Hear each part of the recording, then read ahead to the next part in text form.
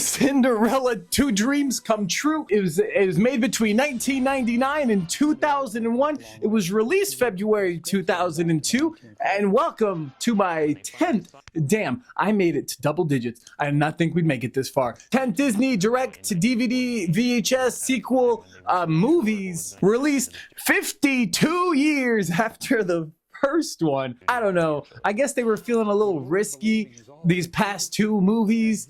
I don't know. It was produced at the Walt Disney Animation Studios, and it was animated in Japan. Ooh, somewhere new. And I won't lie, the animation on this one is different. I think it looks a little bit cleaner, so shout out to those guys. But in 2003, they announced that they would shut down the studio. At the time, employed 103 animators and artists. Closure was part of their shift from traditional hand-drawn to computer animated. I don't know, they reported that after reviewing our business plans and production requirements, we determined that no longer can support this additional production capacity. After it closed in 2004, the 30 of the staff were supposed to be transferred to the US studios, but most of them ended up not and getting transferred to other random studios because they didn't know English. Overall, the movie cost about $5 million to make. It was their top selling movie that year with $120 fucking million just in the DVD sales.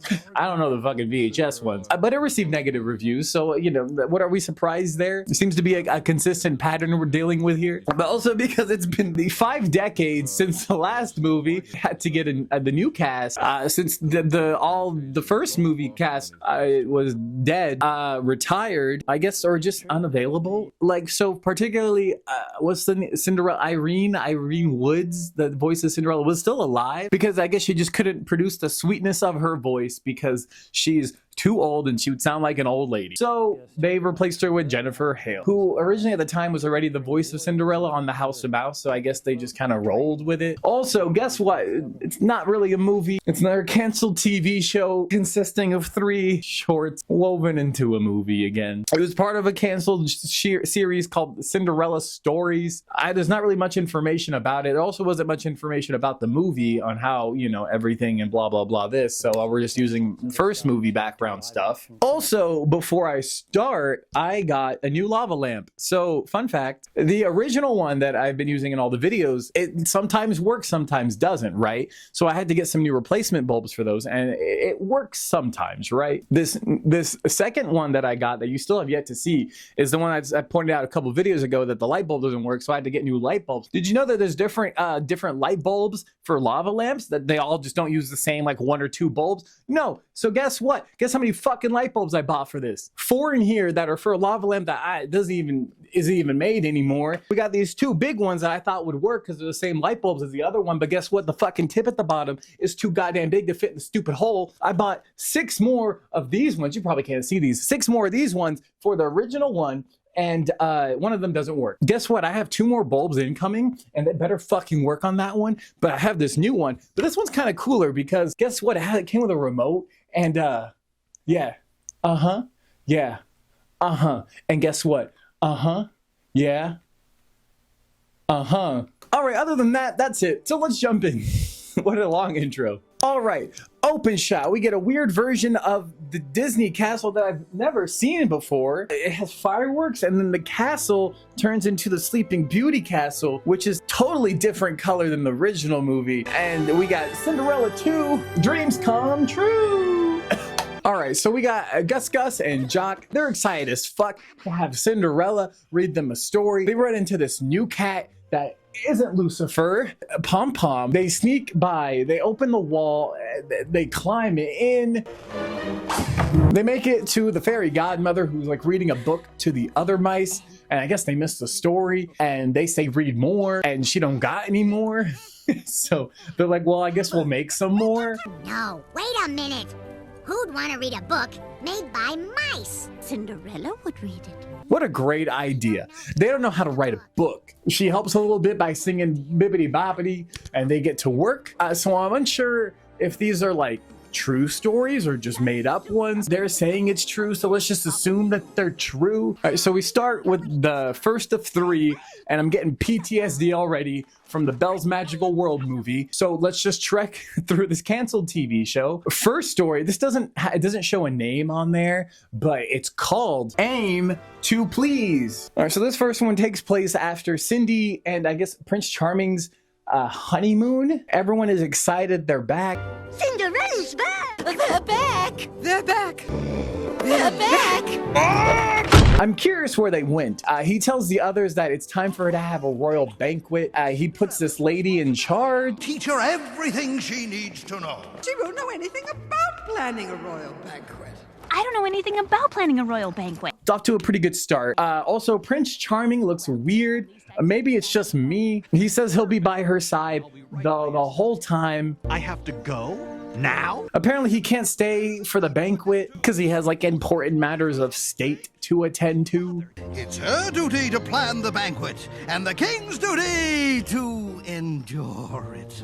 She walks in the castle just confused. Mice and dog come to welcome her. She's apparently just lost because she hasn't been in there before and you're married into it. The next day she's just wearing her maid outfit from the first movie for reasons. I don't know why. It's a little strange. And she's cooking, which I don't know if princesses cook. A princess never prepares her own meals. That is not how things are done. There are rules about breakfast? They make her change because she shouldn't be wearing that. So another dress that she doesn't like to wear. Basically, this scene is just they're teaching her how to be a princess and everything that she can and can't do, which is basically everything that she can't do. She can't even open the damn curtain, and she's not even allowed to open the gate. You must remember the rules. Commoners are never allowed in the palace. It simply isn't done. Let's just say she's not liking this princess life. She has had enough. She walks out on him, cries a bit. The mice boys check on her. Cinderella not happy. Mice not happy. She has a revelation about how she wants to be a different princess. She changed back into her maid outfit again. I don't know why. This hair. Ew. Well, y'all, we've made it this far. We now have Cinderella saying, ew. She's gonna have to plan this banquet her way. Then she starts singing a pop song. She goes out into the town to invite the common folk. I'm sorry, this song's killing me. She lip sings so bad. Why is this in my movie? Next scene, she changed into another dress. The king is back. Everyone is dancing. This guy gets hit by a lady, gets shit on him. This kid ends up liking everything she did, so he's chill about all that. Everybody dance! He throws this lady that bitches all the time to this mustache guy, and they start dancing, and she ends up having a change of heart and now supports all of Cinderella's efforts. And y'all, that's it.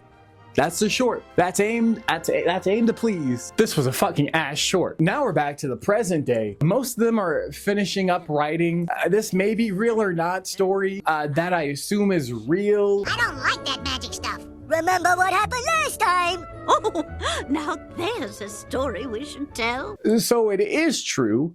So guess what's happening now? We got the second true story again, and it doesn't name itself also. It's called Tall Tale, and it's about the mice. So buckle down. So like they're trekking away, right? And they end up moving this plant that's in a giant patch of other plants, so you can't really see under them. And there's the cat that's not Lucifer, just so happens to see the plant blowing in the wind from the window, and it just needs to pounce on it, just that specific one. She doesn't see the mice shaking it. And listen, y'all, I have a cat, and she would never see a random flower that's just blowing in the wind and go and pounce on it. Maybe Pom Pom is just built different. So I go to pounce on it, they run away, just a wasted effort. Ooh, they give the flowers to Cindy, the cat has to take a bath. Fucking Mary Mouse made Jacques a coat, so there's some love there.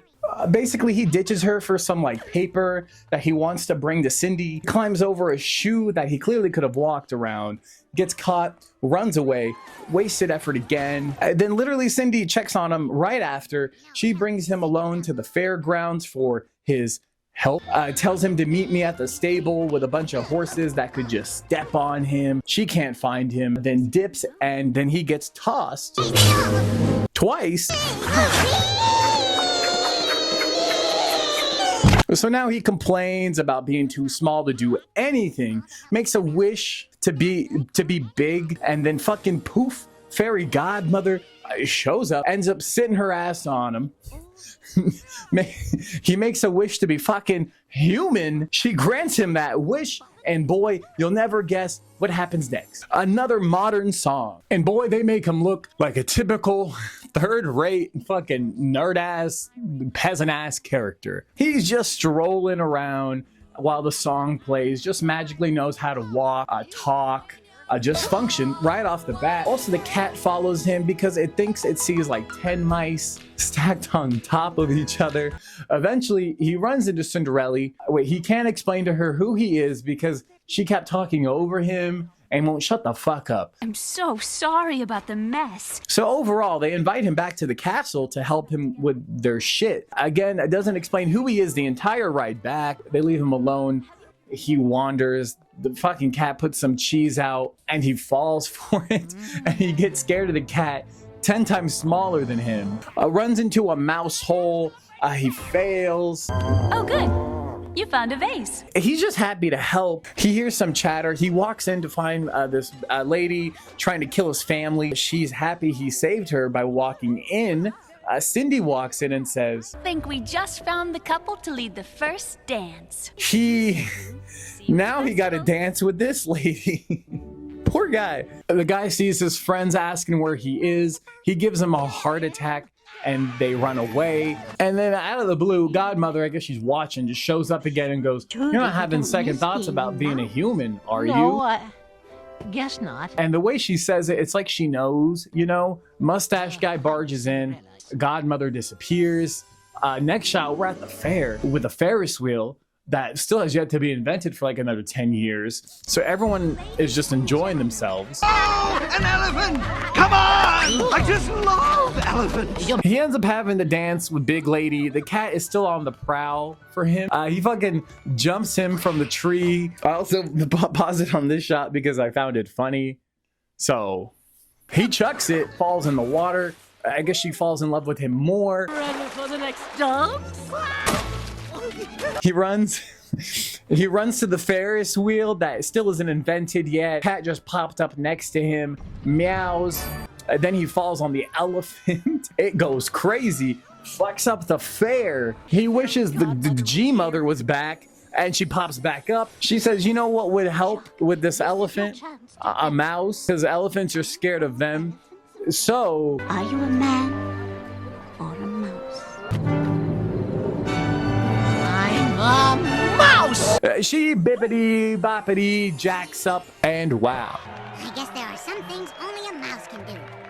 Cat sees him and it's ready for the kill. A Big Lady picks her up and now everyone is together and happy. The girl kisses him twice. A Godmother shoots some fireworks off, and that's Tall Tale. We have one left.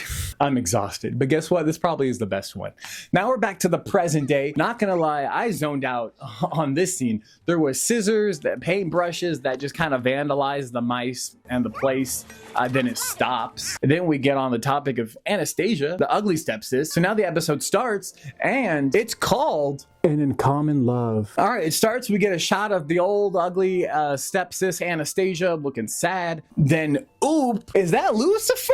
Ah! So I guess Lucifer, the step sibling's cat or whatever. And I guess Pom Pom is the Big Lady's cat. And so I guess Pom Pom lives in the castle and Lucifer lives in the stepmom's place. So I guess that makes sense now that I think about it. So I guess Lucifer sees like a ribbon dangling and he pounces on it, as cats do. The other ugly stepsis shows up. They fight. The mean mom comes in, yells at them, tells them they gotta find a man to marry, and they are off to do just that. So she gets straight into it. Next shot, the castle is white. Then Cindy shows up wearing her damn maid costume again. Even Jacques is like, why? Why you dressed like that? I'm going to the market in disguise so no one will recognize me. Which is still no excuse. She brings them along. The next scene, the steps are walking around town. Anastasia smells some good goods and wanders into a bakery and just finds true love. Just like that. It's that simple, guys. Everything smells too good. Would you like one? Stepmom cock blocks him. Everything in this shop is inferior. Bro looks dumb. He's got that look. So Cindy knows what's up. She devises a plot to get them together again. She does this because she knows what it's like when she found true love. But again, she literally treats her like shit. Like, do we not remember the first movie at all and how she treated Cindy? Like, technically, she still hates you, but woe is me. Let's continue. They devise a plot to get them to the town square. Bird snatches the hat off of Anastasia. The mice steal the bro's baguettes. Mice and my baguettes! They run into Lucifer, of all places, just napping under some potatoes or something. And now they are together. The horse kicks her. Definitely some broken bones there. He asks if she's okay. She runs away. Everyone laughs at her ugliness. Cindy goes to check on her. She immediately insults her when she walks to her. What are you doing here, dressed like that? You look like a laundry maid.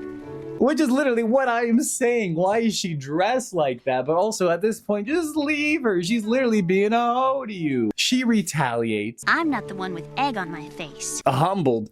She says she's beautiful, so it's easy for her, which I have no comment. She says if she wasn't so clumsy and plain, Cindy invites her to the castle to spruce her up. She says, She thinks he's beneath me. And I think she's wrong. damn.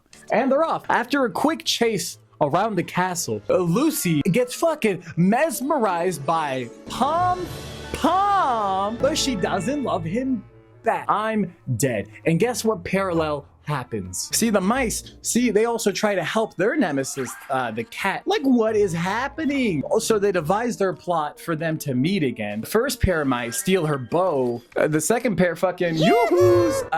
Lucifer, he does a dance and he chases bro. He holds out the bow. Lucy feel like pom-pom, yes? Lucy promised to stop chasing my deal. Easy as that. It seems that everyone is just really easy to please in this episode. Back at the castle, Cindy is sprucing Anastasia up. And guys, we have another pop modern song. And they get them both ready for their loves. And listen, y'all, I know this is like of the time, but this shit does not belong in a Disney movie here, especially for the time period, because the characters are the ones singing it. There's a fucking Rastafarian Lucifer, which is cute, but how did we get here from a classic movie? It's what's inside that counts. He does his professional meow. The meow. Lucifer. Cindy tells her to smile. She doesn't know how. Scares the cat. Tells her to meet her at the market tomorrow and to do things for herself instead of others. She fantasizes when she gets home. The stepmom gets a little sus. She runs off to the town next. They both end up getting flowers for themselves. She sees him talking to a woman that he's asking if she likes the flowers he's gonna get for her.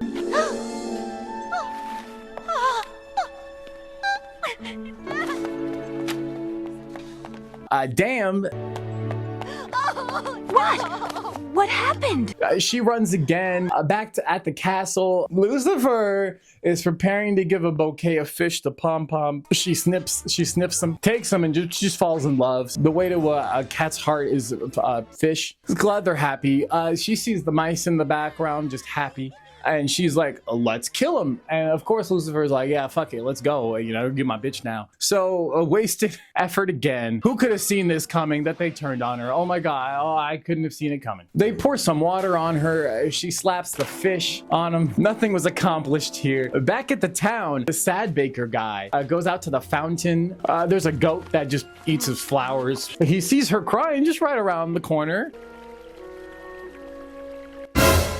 Don't look at me. He gives her the single flower that he still has. The stepmom cock blocks again. This time, she stands up for herself. We are going to the ball together. They basically just step their foot down, they walk away. Drizella, you guys remember her? She's not really relevant in this entire fucking movie. Is just confused as hell. Dance, transition, ball. She thanks her. All is well. I'm out of breath. We pan out, and that's an uncommon love. All right, let's finish this off, guys. Back at the present day, one final time, they round out and they finish the book to show Cindy the book they just made. They run through the whole house, causing a ruckus. Everywhere they go, they catch up, and oh my fucking God, that fucking outfit again. It's like that she just has this one fit and then just like 4 dresses, I guess. They give her the damn book as if she can read it together. They sit by the fireplace and she's like, oh, these are our stories. So like, so they're like, are they true or not? And then they start reading the whole book from the start as if they literally didn't just finish writing the book. But okay, we pan out, castle shot, and that's Cinderella II. Dreams come true. Hold up. What is this? What is this song? Well, y'all, this was a roller coaster. It's really hot in this room. This was a roller coaster, but I did like one of the shorts, and that was the last one with Anastasia that we just did. I don't know. I felt like this one actually had like a plot, and it was nice to explore one of the ugly stepsisters, you know? So a couple of things I want to note on about this movie. I don't know if the animators are just fucking doing weird shit, but in this sequel, the castle is like red or whatever, despite it being like white and blue in the original. Maybe they just painted it during their honeymoon. I don't fucking know. How do you mess that up? I don't know. In terms of like fucking direct-to-video sequels, the songs for this fucking ungodly film, I mean, the songs were ungodly. They were performed by, I feel like I shouldn't be saying her name, by Brooke Allison. While a full soundtrack was never released, all the songs, they were like included in the compilation of Disney's Princess Favorites, which was released shortly before the film. So yeah, again, like the movie did do well, you know, across that 120 threshold mark. They agreed. I mean, a lot of people just kind of agreed that it kind of looked like a piece together, remains of like a rejected TV show. But I really don't want to talk about this movie anymore, y'all. So I mean, thank you for joining me. Other than that, join me next time where I review the next Disney direct to VHS and DVD sequel movies. Hunchback of Notre Dame 2. Oh, I'm not ready.